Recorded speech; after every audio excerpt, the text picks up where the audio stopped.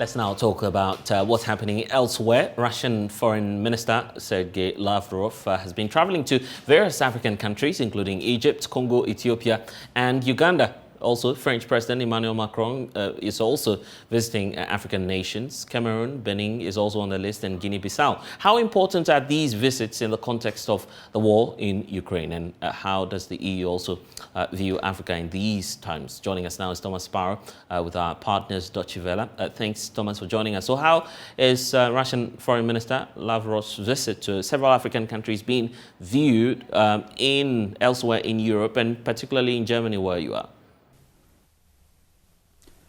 Well, essentially, Lavrov's Africa tour, with an itinerary that includes Egypt, the Republic of the Congo, Uganda and Ethiopia, is seen as a push by the Russian government to not only strengthen economic and political ties with the continent, but also to counter Russia's isolation after its invasion of Ukraine.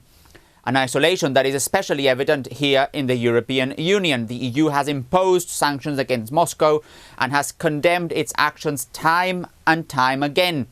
But it's an isolation that looks less evident in parts of Africa. Several African countries, for instance, did not vote in favor of condemning the Russian attack on Ukraine at the United Nations. So Lavrov's visit has been followed closely here in Europe, in particular as Europe remains very much aware that the implications of the war in Ukraine are also felt in Africa. For example, when it comes to grain supplies and food security. And specifically on this issue, Lavrov defended Russia's stance and said Moscow's not to blame for food shortages. And interestingly, while all of this is happening, French President Emmanuel Macron, as we understand, is also touring some parts of Africa. Tell us more about that visit. Emmanuel Macron also embarked on a trip to the continent, and his itinerary included Cameroon, Benin and Guinea-Bissau.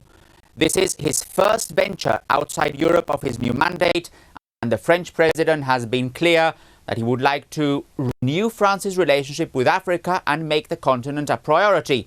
His trip, as was only expected, has also focused on the war in Ukraine and the impact on Africa.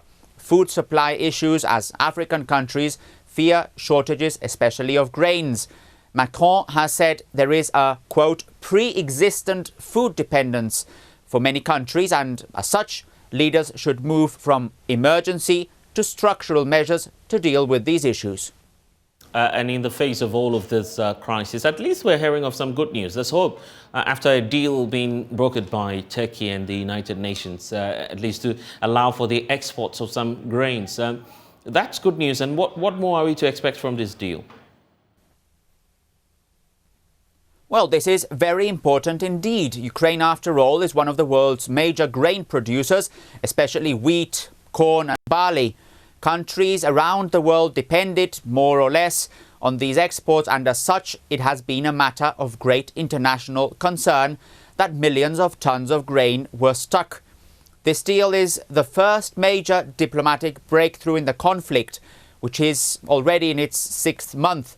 And Turkish officials who helped broker the deal have said the first ship is likely to depart Black Sea ports in a few days. However, it's also important to mention that there is some skepticism surrounding especially Russia's commitment. The deal was almost thrown into jeopardy after Russia fired missiles on Ukraine's largest port hours after signing the deal. Well, Thomas Sparrow there with our partners Deutsche Welle. And that's all we have for you in this package of The Pulse. I am Blessed Suga. Don't forget to log on to myjoyonline.com. We have more stories for you there. Next is Let's Talk Showbiz. Thanks for watching.